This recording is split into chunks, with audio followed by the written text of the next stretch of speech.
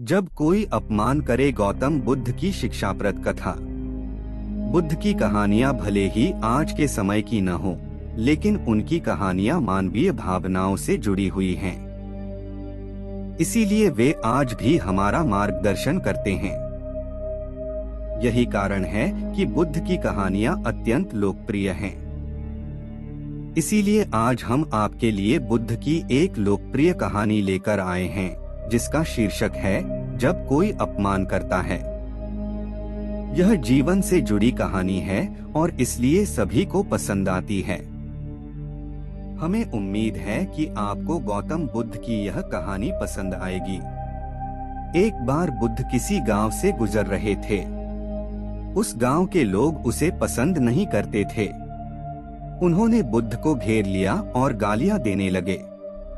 सबसे ज्यादा गुस्सा गांव के नेता को हुआ। उसने उल्टे बुद्ध को गाली देना शुरू कर दिया। लेकिन बुद्ध इस सब से बेपरवाह होकर मंद मंद मुस्कुराते रहे। सरदार बहुत देर तक बुद्ध को गालियां देता रहा, लेकिन कुछ देर बाद उसका मुंह सूखने लगा, जिससे वह चुप हो गया। यह देखकर बुद्ध ने कहा, यदि तुम्हारी बात पूरी हो जाए तो मुझे आगे बढ़ना चाहिए। मुझे आगे गांव जाना है। वहां लोग मेरा इंतजार कर रहे होंगे। यह देखकर गांव का एक आदमी बोला, हम आपका अपमान कर रहे हैं, गाली दे रहे हैं, लेकिन आप जवाब देने की बजाय मुस्कुरा रहे हैं। आप इस पर प्रतिक्रिया क्यों नहीं देते? बुद्ध ने कहा, वत्स, तुम्हें आने में थोड़ी देर हो गई। 10 साल पहले आते तो मजा आता, क्योंकि 10 साल पहले मैं भी तुम्हारे जैसा था। यदि उस समय तुम मेरे बारे में बुरा बोलते या मुझे गाली देते तो मैं भी क्रोधित हो जाता। इससे ज्यादा तो मैं तुम्हें गाली देता। संभव है कि वह शारीरिक हिंसा का भी सहारा ले, लेकिन अब मैं आगे बढ़ चुका हूँ। मैंने अपना सारा गुस्सा और नफरत पीछे छोड़ दी है। अब मैं उस जगह पहुँच गया हूँ जहाँ तक आपकी गालियाँ नहीं पहुँच पाती। तुमने मुझे गाली दी, यह तुम्हारी भावना है, लेकिन आपकी भावनाएं मुझ तक नहीं पहुँच रही हैं। मुझ पर इसका आरोप तभी लगाया जाएगा जब मैं इसमें भाग लूंगा। एक बार मैं उन्हें स्वीकार कर लूं। लेकिन मैं आपकी इस हरकत से तटस्थ हूँ, इससे कोसों दूर हूँ। यही कारण है कि मैं अभी भी पहले की तरह शांत हूँ। यह सुनकर सरदार बोला, अरे ऐसा कैसे? मैंने तुम्हें गालियां दी हैं और पूरे गांव के सामने तुम्हें गालियां दी हैं। फिर इसे लेने या न लेने का क्या मतलब? बुद्ध ने कहा, वत्स, मैं कल एक गांव में गया था। वहां लोगों ने मेरा उपदेश सुना। वे बहुत खुश हुए। ग्राम प्रधान मेरे लिए मिठाइयां लेकर आए और मुझसे खाने का आग्रह करने लगे। मैंने कहा, मेरा पेट भर गया है, इसलिए मैं इसे स्वीकार नहीं कर सकता। यह सुनकर वह व्यक्ति मिठाई वापस लेकर चला गया, क्योंकि जब तक मैं कुछ न लूं, कोई मुझे कैसे दे सकता है? इसमें मेरी सहमति तो आवश्यक है ना? हाँ, यही तो है। एक आदमी ने बुद्ध का समर्थन किया। बुद्ध ने फिर पूछा, जब मैंने मिठाई लेने से इनकार कर दिया तो उन्होंने इसका क्या किया होगा? हो सकता है उसने अपने परिवार के बीच मिठाइयाँ बांटी हों, एक व्यक्ति ने उत्तर दिया। बुद्ध ने कहा, तुमने ठीक कहा। ठीक उसी मिठाई की तरह तुम मेरे लिए गालियां लेकर आए हो और चाहते हो कि मैं उन्हें स्वीकार कर लूं। लेकिन भाई, मैं उन्हें नहीं लेता। अब बताओ, तुम उनका क्या करोगे? इसका उस शख्स के पास कोई जवाब नहीं था। बुद्ध ने फिर कहा, मुझे तुम पर दया आती है, वत्स। अरे मुझे तो गुस्सा तभी आएगा जब मुझे ये गालियां मिलेंगी, और जब मैं गालियां नहीं खाता तो क्रोध का प्रश्न ही नहीं उठता। सरदार ने बुद्ध की बात पर कोई प्रतिक्रिया नहीं दी। शायद वह कुछ सोच रहा था। बुद्ध ने कहा, मैं अपनी आंखों से देखता हूँ कि गाली एक कांटा है जो देने वाले और लेने वाले दोनों को क्रोध से पागल कर देती है। तो फिर तुम ही बताओ, मैं आँखों से भी कांटों पर कैसे चल सकता हूँ? आंखें रहते हुए मैं गालियाँ कैसे खा सकता हूँ? और होश में रहते हुए मैं क्रोध कैसे कर सकता हूँ? अत मुझे क्षमा कर दो वत्स, मैं तुम्हारा उपहार स्वीकार करने में असमर्थ हूँ। इतना कहकर बुद्ध ने हाथ जोड़ दिए। बुद्ध की बात सुनकर सरदार लज्जित हो गया। उसकी आंखें भर आईं।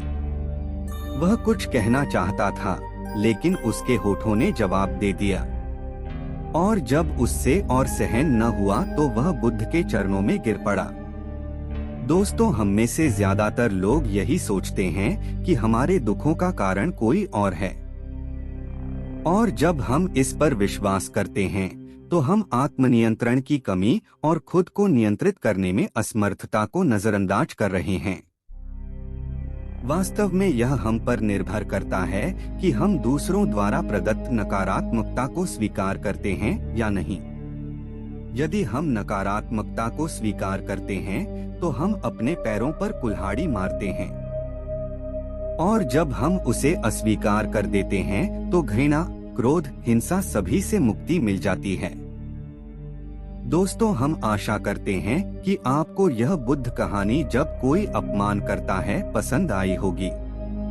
दोस्तों, हम आपसे फिर मिलेंगे ऐसे ही रोचक और उपयोगी कहानी के साथ। तब तक आप जहां भी हो खुश रहें और खुशियां बांटते रहें। ध्यान हमेशा लक्ष्य पर केंद्रित रखें। गौतम बुद्ध की शिक्षाप्रद कहानी। ध्यान का महत्व हमारे जीवन में बहुत अधिक है। महात्मा बुद्ध की एक प्रेरक घटना से जुड़ी एक कहानी हमें यह समझाती है कि कैसे सही फोकस और समर्पण से जीवन को सफलता की ऊंचाइयों तक ले जाया जा सकता है। हमेशा अपने लक्ष्य पर केंद्रित रहें। एक समय की बात है, महात्मा बुद्ध अपने शिष्यों के साथ उपदेश देने के लिए दूसरे नगर में जा रहे थे। काफी दूर चलने के बाद सभी शिष्य थक गए और उन्होंने फिर महात्मा जी से कहा, गुरुजी, यदि आपकी अनुमति हो तो कहीं रुककर कुछ देर आराम कर लें। वत्स, हम कोई उपयुक्त स्थान ढूंढेंगे और वहीं विश्राम करेंगे, महात्माओं ने कहा। कुछ देर चलने पर उन्हें खेत दिखाई दिया। खेत में एक छोटा लड़का और एक बूढ़ा आदमी जुताई कर रहे थे। हे सज्जन, क्या हम यहाँ कुछ देर आराम कर सकते हैं? महात्मा ने बूढ़े व्यक्ति से पूछा। उस बूढ़े ने महात्मा को पहचान लिया और हाथ जोड़कर उनका अभिवादन किया और कहा, अरे महात्मा जी, यह हमारा सौभाग्य है कि आप हमारे खेत पर आए। तुम वहीं उस पेड़ के नीचे आराम करो, मैं जलपान करने की व्यवस्था कर दूंगा। तब महात्मा जी ने कहा, हे सज्जन, आप अपना काम पूरा करें, हमें कुछ नहीं चाहिए।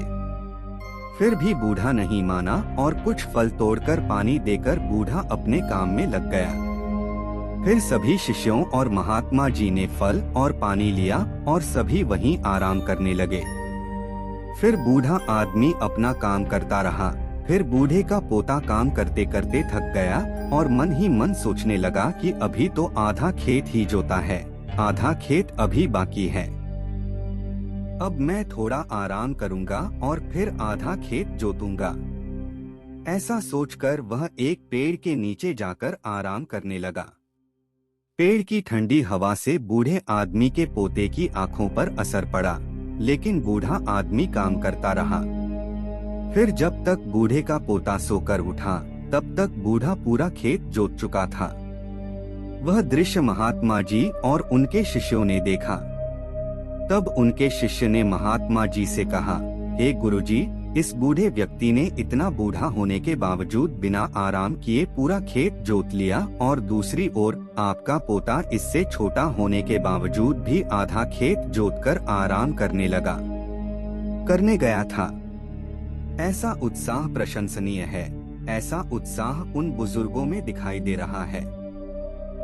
और उसका पोता थकान से विश्राम करने चला गया। हे वत्स, तुम ठीक कह रहे हो, लेकिन ऐसा इसलिए हुआ क्योंकि वह बूढ़ा व्यक्ति केवल खेत जोतने पर ध्यान दे रहा था, शरीर की थकान पर नहीं। महात्मा ने कहा, लड़के का ध्यान खेत जोतने पर नहीं था, बल्कि अपनी थकान पर था। यह हमें सिखाता है कि अपना ध्यान हमेशा लक्ष्य पर रखें, कहीं और नहीं। इतना कहकर महात्मा जी और उनके शिष्यों ने बूढ़े को नमस्कार किया और अपने रास्ते चले गए। निष्कर्ष, इस कहानी के माध्यम से हमने सफल जीवन के लिए ध्यान और समर्पण के महत्व को देखा। यह हमें याद दिलाता है कि अपने लक्ष्यों को प्राप्त करने के लिए हमें समय समय पर आराम करने की आवश्यकता है, लेकिन इसका मतलब यह नहीं है कि हमें अपने काम में आलसी होने की अनुमति है। सही फोकस और समर्पण के साथ हम सभी चुनौतियों का सामना कर सकते हैं और अपने लक्ष्यों को प्राप्त करने में सफल हो सकते हैं। दोस्तों, आज की यह कहानी आपको कैसी लगी और आप इस कहानी से और क्या सीख सकते हैं? मिला? कृपया यह भी हमें कमेंट करके बताएं। और साथ ही अगर आपको ये कहानी पसंद आई और अगर यह आपके लिए कारगर साबित हुआ है तो इसे अपने दोस्तों के साथ शेयर करें। पानी और मिट्टी, गौतम बुद्ध की शिक्षाप्रद कहानी। नमस्कार दोस्तों, आज की बुद्ध नैतिक कहानी में आपका स्वागत है। हम महात्मा बुद्ध के जीवन से जुड़ी घटनाओं को कहानियों के माध्यम से आपके सामने लाते रहते हैं। महात्मा बुद्ध की कहानियां बहुत ही अनमोल ज्ञान और शिक्षाओं से भरी हुई हैं। बहुत समय पहले की बात है, एक व्यक्ति अपने जीवन में आध्यात्म सहित कई महत्वपूर्ण ज्ञान प्राप्त करना चाहता था ताकि वह अपने जीवन को अच्छे से समझ सके और किसी भी प्रकार की स्थिति या परिस्थिति उसे परेशान न कर सके। वह जानता था कि केवल महात्मा बुद्ध ही उसकी सहायता कर सकते हैं और महात्मा बुद्ध से ज्ञान प्राप्त करने की उसकी इच्छा बहुत तीव्र थी। तो इस तरह ढेर सारा आध्यात्मिक ज्ञान प्राप्त करने के बाद अपने जीवन को बेहतर और सुखमय बनाने की चाहत में वह व्यक्ति महात्मा बुद्ध के पास पहुंचा। उस व्यक्ति ने हाथ जोड़कर बुद्ध से कहा, हे बुद्ध, कृपया मुझे अपना शिष्य बना लें। मैं आपसे बहुत सारा ज्ञान सीखना चाहता हूँ ताकि मेरा जीवन बदल सके और मैं अपने जीवन में आगे बढ़ सकूं, अपने जीवन को बेहतर बना सकूं। बुद्ध ने उस व्यक्ति की ओर देखा और कहा, बेटा, यदि तुम मुझसे शिक्षा लेना चाहते हो या मुझसे कुछ सीखना चाहते हो तो तुम आज से 10 दिन बाद मेरे पास आना। वह व्यक्ति 10 दिन बाद वापस लौटा और दोबारा बुद्ध के पास आया और बोला, हे बुद्ध, अब 10 दिन बीत गए हैं, कृपया मुझे शिक्षा दें। बुद्ध का उत्तर फिर यह था, यदि तुम कुछ सीखना चाहते हो तो तुम 10 दिन बाद आओ। ऐसा कई महीनों तक चलता रहा। जब भी शिष्य उनके पास आता तो गौतम बुद्ध उसे यह कहकर वापस भेज देते कि 10 दिन बाद आना। आखिरकार शिष्य का धैर्य टूट गया। इस बार हार मानकर शिष्य ने गौतम बुद्ध से पूछा, हे बुद्ध, हर बार जब मैं 10 दिन बाद वापस आता हूँ तो आप मुझे वापस भेज देते हैं। मुझे आपके ज्ञान की बहुत जरूरत है, कृपया मुझे सिखाएं, मैं कुछ सीखना चाहता हूँ। तो बुद्ध ने उस व्यक्ति से कहा, ठीक है बेटा, पहले जाकर एक गिलास पानी ले आओ। वह व्यक्ति उनके कहे अनुसार एक गिलास पानी ले आया। इसके बाद बुद्ध ने कहा, जाओ और एक गिलास पानी और ले आओ। वह उनके निर्देशानुसार पानी से भरा एक और गिलास ले आया। अब महात्मा बुद्ध ने कहा, पहले गिलास में थोड़ी मिट्टी डाल दो। उस व्यक्ति ने बिना कोई प्रश्न पूछे वैसा ही किया जैसा बुद्ध ने कहा था। मिट्टी डालते ही पहले गिलास का पानी पूरी तरह दूषित और गंदा हो गया। अब महात्मा बुद्ध ने उस व्यक्ति से कहा, पहले गिलास का पानी दूसरे गिलास में डालो। इस पर वह व्यक्ति बोला, महाराज जी, यदि मैं ऐसा करूंगा तो पहले गिलास का पानी न केवल गिरकर बर्बाद हो जाएगा बल्कि गंदा भी हो जाएगा। पहला गिलास पहले से ही पानी से भरा हुआ है, वह दूसरे गिलास का पानी कैसे रोक सकता है? इस पर महात्मा बुद्ध मुस्कुराए और बोले, हम तुम्हें यही समझाना चाहते हैं कि तुम अभी ज्ञान प्राप्त करने में सक्षम नहीं हो, क्योंकि तुम्हारा दिमाग गंदे पानी से भरे उस गिलास की तरह पहले से ही सभी प्रकार के बेकार और बुरे ज्ञान से भरा हुआ है, रखा गया है। तो ऐसी स्थिति में मेरे द्वारा दिया गया ज्ञान आपके मन में कैसे समा सकता है? यदि मैं ज्ञान देने लगूंगा तो वह ज्ञान न केवल व्यर्थ चला जाएगा बल्कि प्रदूषित भी हो जाएगा। इसलिए सच्चा ज्ञान प्राप्त करने और आध्यात्मिक ज्ञान को समझने के लिए आपको अपने दिमाग में भरे हुए गलत और नकारात्मक विचारों को खाली करना होगा। आध्यात्मिक ज्ञान प्राप्त करने के लिए मन का पूर्णतः खाली होना आवश्यक है। यदि आप अपने आप से कहते रहेंगे कि आप सब कुछ जानते हैं, तो आप कभी कुछ नहीं सीख सकते। इसलिए आप पहले गिलास में पानी खाली कर दें, तभी दूसरे गिलास में पानी समा पाएगा। इसी तरह अपने दिमाग को भी खाली कर दें और पुराने विचारों को दिमाग से बाहर निकाल दें। अब उस आदमी को बुद्ध की बात समझ आ गई और उसने पहले वाले गिलास से पानी खाली करके नई चीजें सीखने का फैसला किया। दोस्तों, इस कहानी से हमें यह सीख मिलती है कि हमारा दिमाग एक पैराशूट की तरह है। पैराशूट जब तक नहीं खुलता तब तक उसका कोई फायदा नहीं होता। उसी प्रकार हमारा दिमाग भी तभी काम करता है जब वह खुलता है और सफलता की नई उड़ान भरता है। इसलिए अपने दिमाग में जो भी बेकार के विचार हैं, उन्हें खाली कर लें। तभी आप नई चीजें सीखकर अपना जीवन बदल पाएंगे। गौतम बुद्धा स्टोरी इन हिंदी, बीता हुआ कल। गौतम बुद्ध के जीवन के कई प्रेरक प्रसंग हैं। बुद्ध के जीवन का यह छोटा सा प्रसंग हमारे जीवन में एक नया परिवर्तन ला सकता है। छोटी सी कहानी है, अंत तक जरूर पढ़ें और दोस्तों के साथ शेयर जरूर करें। मनुष्य का सबसे बड़ा शत्रु है क्रोध, इसलिए मनुष्य को अपने क्रोध पर नियंत्रण रखना चाहिए। गौतम बुद्ध की कहानी, बीता हुआ कल। एक समय बुद्ध भगवान किसी गांव में उपदेश दे रहे थे कि हर किसी को धरती माता की तरह सहनशील तथा क्षमाशील होना चाहिए। क्रोध ऐसी आग है जिसमें क्रोध करने वाला दूसरों को जलाता ही है तथा खुद भी जलता है। सभा में सभी शांति से बुद्ध की बातें सुन रहे थे। वहीं स्वभाव से अतिक्रोधी एक ऐसा व्यक्ति भी बैठा हुआ था जिसे ये सारी बातें बेतुकी लग रही थी। वह कुछ देर ये सब सुनता रहा, फिर अचानक ही आग बबूला होकर बोलने लगा, तुम पाखंडी हो। बड़ी बड़ी बातें करना यही तुम्हारा काम है। तुम लोगों को भ्रमित कर रहे हो। तुम्हारी ये बातें आज के समय में कोई मायने नहीं रखती। ऐसे कई कटु वचन सुनकर भी बुद्ध शांत रहे। उसकी बातों से ना तो वह दुखी हुए, ना ही कोई प्रतिक्रिया की। यह देखकर वह व्यक्ति और भी क्रोधित हो गया और उसने बुद्ध के मुंह पर थूककर वहां से चला गया। अगले दिन जब उस व्यक्ति का क्रोध शांत हुआ तो वह अपने बुरे व्यवहार के कारण पछतावे करने लगा और वह बुद्ध भगवान को ढूंढते हुए उनके स्थान पर पहुंचा। लेकिन बुद्ध नहीं मिले। वह अपने शिष्यों के साथ अन्य गांव के लिए निकल चुके थे। व्यक्ति ने बुद्ध के बारे में कई लोगों से पूछा और ढूंढते ढूंढते वहीं पहुंच गया जहां बुद्ध प्रवचन दे रहे थे। उन्हें देखते ही वह उनके चरणों में गिर पड़ा और बोला, मुझे क्षमा कीजिए प्रभु। बुद्ध ने पूछा, कौन हो भाई? तुम्हें क्या हुआ है? क्यों क्षमा मांग रहे हो? उसने कहा, क्या आपने मुझे नहीं पहचाना? मैं वही हूँ जिसने कल आपके साथ बहुत बुरा व्यवहार किया था। मैं अपने कृत्य पर शर्मिंदा हूँ। मैं मेरे दुष्ट आचरण की क्षमा याचना करने आपके पास आया हूँ।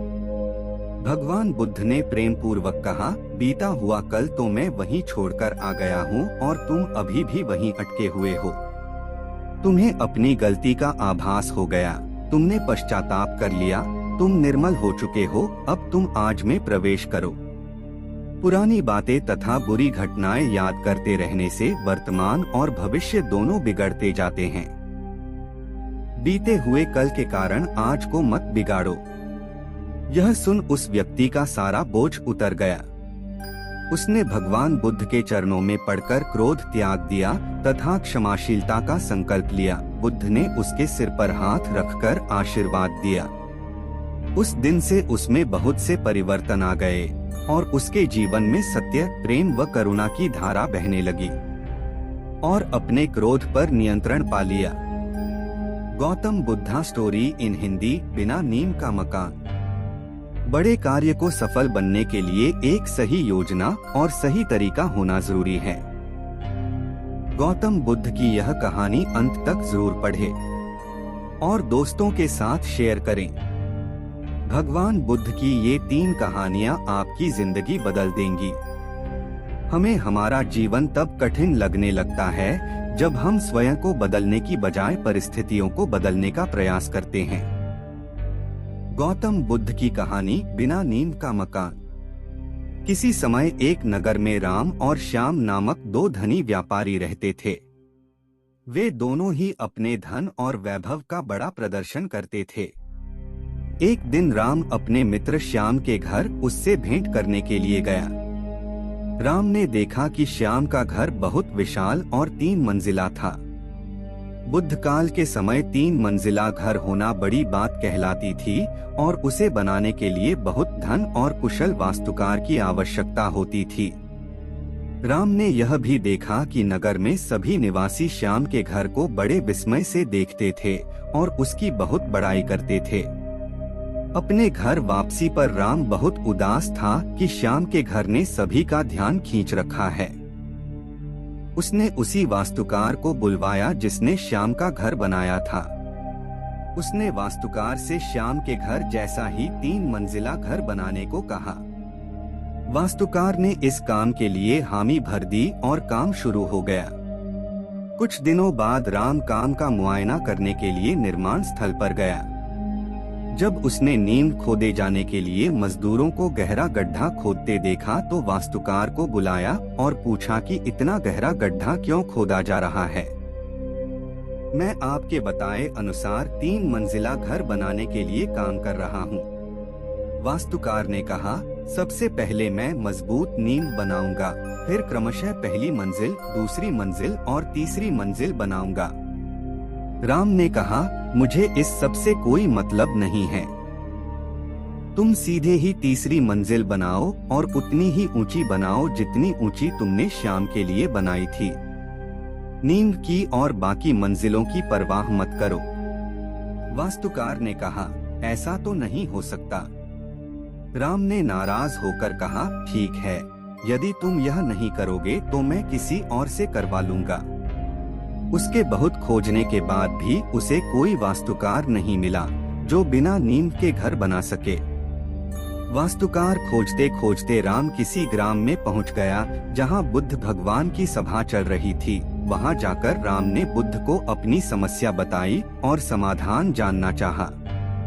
बुद्ध बोले, बिना नींव के घर कभी नहीं बन सकता और यदि बन भी गया तो वह बारिश, आंधी और गर्मी को सह नहीं पाएगा, बल्कि समय से पहले ही गिर जाएगा। जिस तरह पेड़ को ऊंचा उठने के लिए अपनी जड़ों से धरती को पकड़ना होता है, वैसे ही घर को भी नींव की जरूरत होती है। जिसके बाद राम को अपनी गलती का एहसास हुआ और उसने भी श्याम की तरह 3 मंजिला मकान बनवा लिया। Gautam Buddha story in Hindi. दान की महिमा। गौतम बुद्ध के जीवन के कई प्रेरक प्रसंग हैं। गौतम बुद्ध की कहानियां हमें सुखी और सफल जीवन जीने के सूत्र बताती हैं। अपने दोस्तों के साथ शेयर जरूर करें। भगवान बुद्ध की ये 3 कहानियां आपकी जिंदगी बदल देंगी। जीवन में आप चाहें जितनी अच्छी किताबें पढ़ लो, कितने भी अच्छे शब्द सुनो, लेकिन जब तक आप उनको अपने जीवन में नहीं अपनाते तब तक उसका कोई फायदा नहीं होगा। गौतम बुद्ध की कहानी। दान की महिमा। भगवान बुद्ध का जब पाटलिपुत्र में शुभागमन हुआ तो हर व्यक्ति अपनी अपनी सांपत्तिक स्थिति के अनुसार उन्हें उपहार देने की योजना बनाने लगा। राजा बिंबिसार ने भी कीमती हीरे, मोती और रत्न उन्हें पेश किए। बुद्धदेव ने सबको एक हाथ से सहर्ष स्वीकार किया। इसके बाद मंत्रियों, सेठों, साहूकारों ने अपने अपने उपहार उन्हें अर्पित किए और बुद्धदेव ने उन सबको एक हाथ से स्वीकार कर लिया। इतने में एक बुढ़िया लाठी टेकते वहां आई। बुद्धदेव को प्रणाम कर वह बोली, भगवन, जिस समय आपके आने का समाचार मुझे मिला उस समय मैं यह अनार खा रही थी। मेरे पास कोई दूसरी चीज न होने के कारण मैं इस अधखाए फल को ही ले आई हूँ। यदि आप मेरी इस तुच्छ भेंट स्वीकार करें तो मैं अहोभाग्य समझूंगी। भगवान बुद्ध ने दोनों हाथ सामने कर वह फल ग्रहण किया। राजा बिंबिसार ने जब यह देखा तो उन्होंने बुद्धदेव से कहा, भगवान क्षमा करें, एक प्रश्न पूछना चाहता हूँ। हम सबने आपको कीमती और बड़े बड़े उपहार दिए जिन्हें आपने एक हाथ से ग्रहण किया, लेकिन इस बुढ़िया द्वारा दिए गए छोटे एवं जूठे फल को आपने दोनों हाथों से ग्रहण किया, ऐसा क्यों? यह सुन बुद्धदेव मुस्कराए और बोले, राजन, आप सबने अवश्य बहुमूल्य उपहार दिए हैं, किंतु यह सब आपकी संपत्ति का 10वां हिस्सा भी नहीं है। आपने यह दान दीनों और गरीबों की भलाई के लिए नहीं किया है, इसलिए आपका यह दान सात्विक दान की श्रेणी में नहीं आ सकता।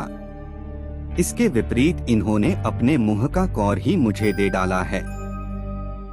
भले ही यह बुढ़िया निर्धन है, लेकिन इसे संपत्ति की कोई लालसा नहीं है। यही कारण है कि इसका दान मैंने खुले हृदय से दोनों हाथों से स्वीकार किया है। पथ पर प्रगति की कहानी। उत्तरी भारत का एक शहर श्रावस्ती, वह शहर भगवान बुद्ध के लिए एक महान संसाधन केंद्र था। बहुत से लोग वहां ध्यान के लिए रुकते थे और धर्म पर व्याख्यान सुनते थे। इन व्याख्यानों को सुनने के बाद एक युवक रोज शाम को धार्मिक चर्चा के लिए आता था। यह क्रम वर्षों से चल रहा था।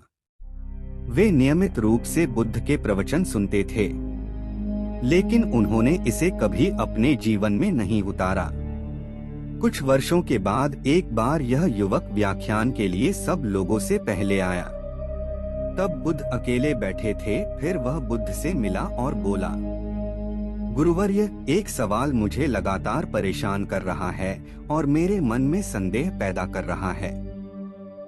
तब भगवान बुद्ध बोले कि धर्म के मार्ग पर चलते हुए किसी भी प्रकार का संशय व्यर्थ है, उसे दूर करें। आपके पास क्या सवाल है?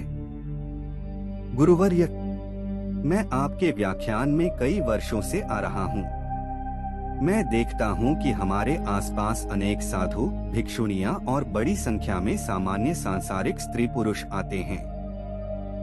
मैं उन्हें सालों से देख रहा हूँ। कुछ साधक ने इस रास्ते पर बहुत प्रगति की है। मैं स्वयं देखता हूँ कि उनमें से कुछ को निर्वाण की भी अनुभूति हुई होगी। हालांकि कुछ लोगों को निर्वाण का एहसास नहीं हुआ है, लेकिन उनके जीवन में काफी बदलाव आया है। और गुरुवर्य, साथ ही मैं ऐसे बहुत से लोगों को देखता हूँ जो बिल्कुल भी नहीं बदले हैं। मैं उनमें शामिल हूँ। इनमें से कुछ तो काफी जर्जर नजर आ रहे हैं। उनमें कुछ भी नहीं बदला है या बदलाव के कोई संकेत नहीं हैं। गुरुवर्य, ऐसा क्यों हो रहा है? आप जैसे शक्तिशाली, निर्वाण साक्षात्कारी दयालु संत को उन्हें मुक्त करने के लिए अपनी शक्ति और करुणा का उपयोग क्यों नहीं करते? भगवान गौतम बुद्ध कहानी। Lord Gautam Buddha story. पथ पर प्रगति की कहानी। महापुरुष भगवान बुद्ध मुस्कुराए और युवक से पूछा, तुम कहाँ रहते हो? आपका मूल गांव कौन सा है? गुरुवर्य, मैं इस कौशल साम्राज्य की राजधानी श्रावस्ती में रहता हूँ, युवक बोला। परंतु देखने से हमें यह नहीं लगता कि तुम इस क्षेत्र के निवासी हो, तो तुम मूल रूप से कहाँ के हो? भगवान बुद्ध ने युवक को पूछा। गुरुवर्य, मैं मूल रूप से मगध देश की राजधानी राजगिरी का रहने वाला हूँ। तो क्या तुमने राजगिरी से नाता तोड़ लिया है? नहीं गुरुवर्या, मेरे कई रिश्तेदार हैं वहाँ। मेरे दोस्त और परिवार वाले वहाँ हैं और मेरा बिजनेस भी वहीं है। तो निश्चित रूप से अक्सर श्रावस्ती से राजगिरी जाते होंगे? हाँ गुरुवर्य, साल में कई बार राजगिरी जाता हूँ और श्रावस्ती को लौटता हूँ। कई बार एक ही रास्ते से जाकर आपको इस रास्ते का सब ज्ञान होगा और आप यहाँ से राजगिरी का रास्ता अच्छी तरह जानते होंगे। हाँ गुरुवर्य, मैं अगर अपनी आंखें बंद करके भी इस मार्ग से जाऊंगा तो पूरा मार्ग बता सकता हूँ, क्योंकि मैं इस रास्ते से बहुत बार गुजरा हूँ। सभी करीबी दोस्त और रिश्तेदार जानते हैं कि मुझे राजगिरी की सड़क का पूरा ज्ञान है। तब भगवान बुद्ध बोले कि जब ये लोग राजगिरी जाना चाहते हैं तो वे आपसे इस मार्ग के बारे में पूछते हैं, क्या तुम उनसे उस मार्ग के बारे में बातें छिपाते हो? क्यों साफ साफ रास्ता बताते हैं ताकि वे समझ सकें? क्या यह संभव है गुरुवर्या? मैं उसे स्पष्ट रूप से समझाता हूँ कि पूर्व की ओर चलना शुरू किया और गया पहुँचने के लिए आगे बढ़े, और यह भी कि आप बहुत ही सरल और समझने योग्य शब्दों में राजगिरी जाएंगे। मैं उन्हें स्पष्ट और सरल तरीके से मुझे जो कुछ पता है वो सब सच बताता हूँ। तो बताने के बाद सब लोग राजगिरी बहुत आसानी से पहुँचते होंगे, भगवान बुद्ध बोले। गुरुवर्य, कहना थोड़ा कठिन है। जो लोग आदि से अंत तक इस मार्ग का अनुसरण करते हैं, जैसा कि मैंने उन्हें बताया है, वे राजगिरी तक पहुंच सकते हैं। यही मैं आपको बताना चाहता हूं युवा सज्जन। मेरे पास बहुत से लोग आते हैं क्योंकि मैं यहाँ से निर्वाण को गया हूँ। मैं मार्ग को भली भांति जानता हूँ। मुझसे पूछा जाता है कि निर्वाण और मुक्ति तक पहुँचने का मार्ग क्या है, तो उनसे क्या छुपाना है। मैं उन्हें स्पष्ट रूप से कहता हूँ, यही तरीका है। अगर कोई सिर्फ अपना सिर हिलाता है और कहता है बढ़िया, बहुत अच्छा, बहुत ही फायदेमंद तरीका, बहुत बढ़िया तरीका, लेकिन मैं उस पर एक कदम भी नहीं चलूंगा, इस पर चलने में परेशानी नहीं होगी, तो ऐसे लोग इस लक्ष्य को कैसे प्राप्त कर सकते हैं? मैं इस अंतिम लक्ष्य तक किसी को अपने कंधों पर नहीं ले जा सकता। कोई किसी को अपने कंधों पर उठाकर अंतिम लक्ष्य तक नहीं ले जा सकता। बड़े प्रेम और करुणा से कोई कह सकता है, हाँ यही मार्ग है, और इस प्रकार मैं इस पथ पर चला, आप भी इस पथ पर चलिए। इसका पालन करें और आप निश्चित रूप से अंतिम लक्ष्य तक पहुंच जाएंगे। प्रत्येक मनुष्य को इस मार्ग पर स्वयं चलना चाहिए, एक कदम उठाना चाहिए। जो लोग इस रास्ते पर एक कदम बढ़ाते हैं, वे अपने लक्ष्य के एक कदम और करीब होते हैं।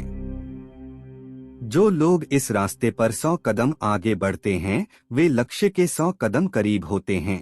जो इस पूरे रास्ते पर चलते हैं, वे अंतिम लक्ष्य तक पहुंच जाते हैं। सबसे अहम बात यह है कि इस रास्ते पर आपको खुद चलना होगा।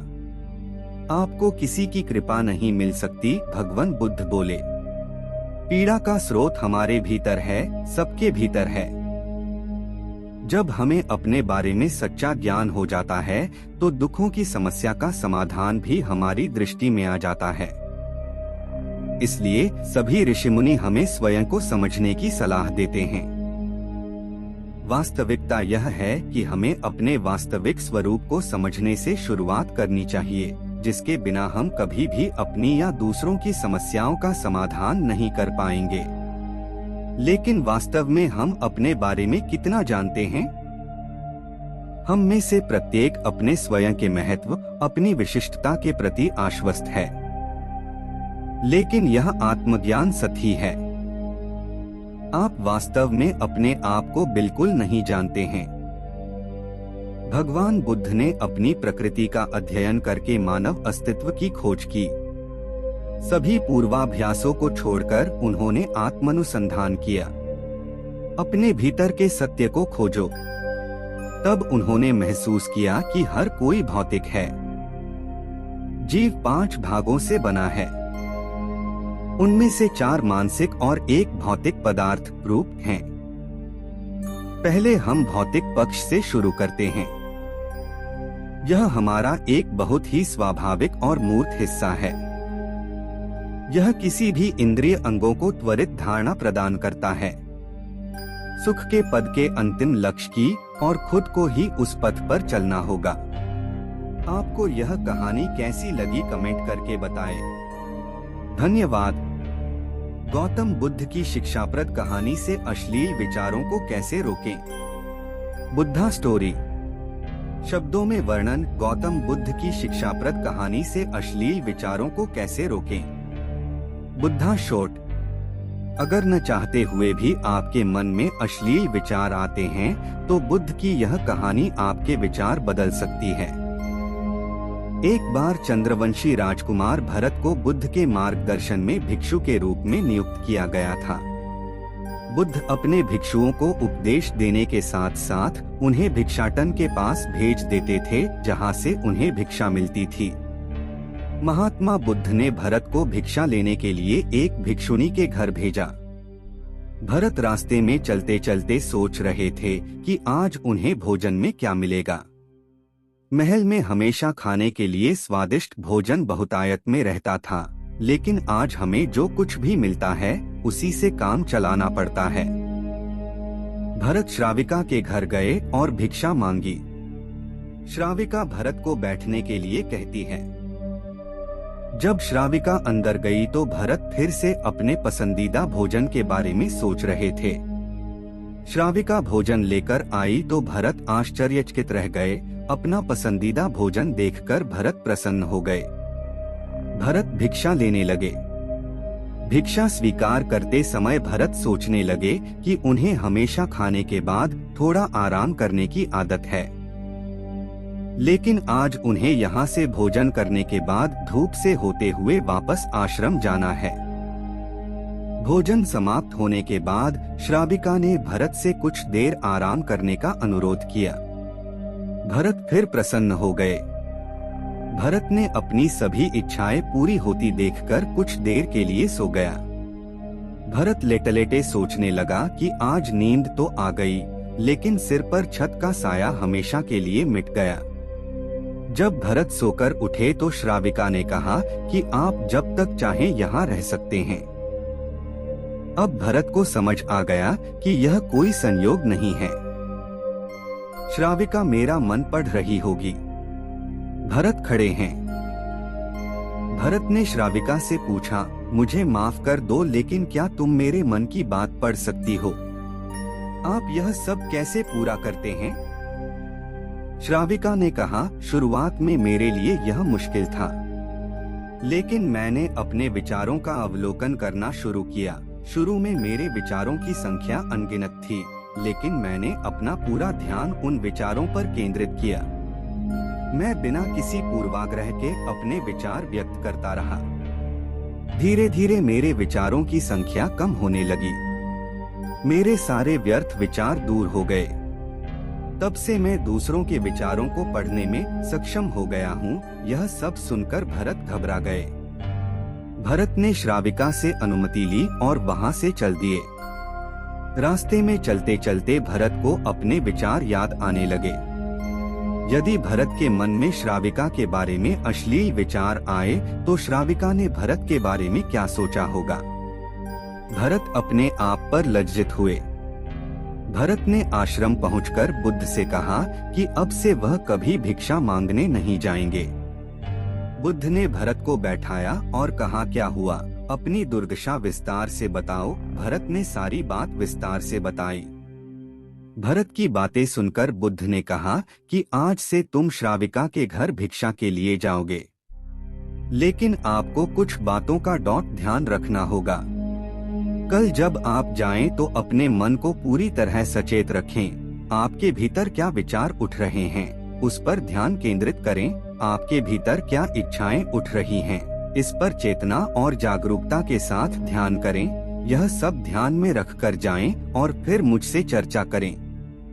अगले दिन भरत बुद्ध के निर्देशानुसार अपनी इंद्रियों को जागृत रखते हुए पूरे मार्ग पर चल रहे थे। साधु आज पूरी तरह जाग रहा था।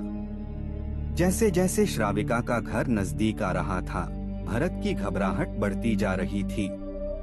भरत ने अपनी घबराहट एक तरफ रख दी और बुद्ध के विचारों पर ध्यान केंद्रित किया। जब भरत श्राविका के घर पहुँचे तो उनके मन में केवल सन्नाटा था, जिसके भीतर कोई वासना, कोई इच्छा, कुछ अच्छा पाने की इच्छा नहीं थी। भिक्षु भरत ने भिक्षा ली, उसे स्वीकार किया और वहाँ से वापस चले गए। आज भरत सड़क पर नाचते हुए निकले। आज उसे जो आनंद आया वह अद्भुत था। इस आनंद का अनुभव उसे पहले कभी नहीं हुआ था। भरत ने आश्रम में जाकर बुद्ध को प्रणाम किया।